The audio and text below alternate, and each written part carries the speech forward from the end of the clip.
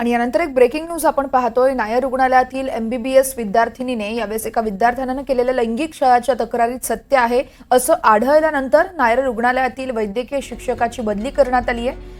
तर बीएमसीच्या लैंगिक छळ प्रतिबंधक समितीच्या अहवालानंतर ही सगळी कारवाई करण्यात आली आहे।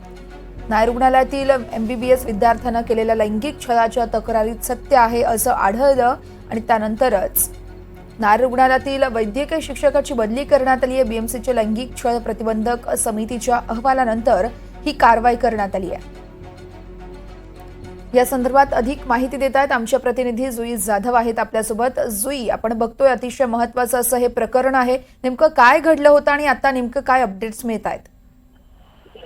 अगदीच वर्ष आपण पाहतोय की नायर रुग्णालयातील ही घटना आहे। नायर रुग्णालयामध्ये एमबीबीएस विद्यार्थ्यांनी केलं लैंगिक छळाची तक्रारची दखल आता घेतली गेली आहे। त्या विद्यार्थिनीच्या सोबत एका खरं तर शिक्षकाने तिथे लैंगिक छळ केल्याची तिने तक्रार केली होती आणि या छळीच्या तक्रारीबद्दल सत्यता आहे असं आता आढळून आलेल्या चौकशी अंतर्गत अशी माहिती मिळते।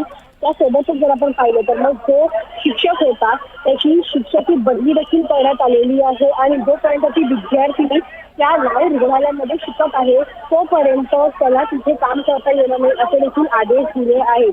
बीएमसीच्या लैंगिक छळ प्रतिबंधक म्हणजे पॉश समितीच्या अहवालानंतर ही कारवाई करण्यात आली आहे। जर आपण घटना पाहिली तर मग विद्यार्थिनी एक स्पोर्ट्स ॲथलीट होती, एक खेळाडू होती।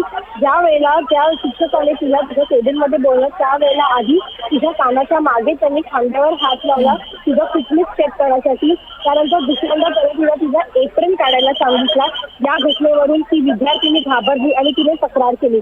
मात्र काही काळ त्या तक्रारीची दखल घेतली गेली नव्हती, परंतु जेव्हा दखल घेतली गेली तेव्हा हा सगळा प्रकार सत्य आहे असल्याचं कळून आलं। त्या विद्यार्थिनीच्या घरच्यांशी नायर रुग्णालयाच्या डीनने संपर्क साधला आहे। तुम्हाला कुठलीही मदत लागली तर आम्हाला कळवा असं आश्वासन देखील दिलं गेलं आहे। आणि हे सगळे प्रकरण लपवण्यामध्ये त्या शिक्षकासोबत जे इतरही कर्मचारी होते त्यांना देखील तिथे जोपर्यंत ती विद्यार्थिनी शिकत आहे तिथे काम करण्यास परवानगी नाकारली आहे। त्यामुळे निश्चितच वारंवार आपण पाहतो की सध्या महिलांच्या सुरक्षेचा प्रश्न ऐरणीवर आला आहे आणि अशातच नायर रुग्णालयामध्ये ही भयंकर घटना समोर आलेली आहे। निश्चितच खूप खूप धन्यवाद जुई, तुम्ही दिलेल्या सविस्तर माहितीसाठी।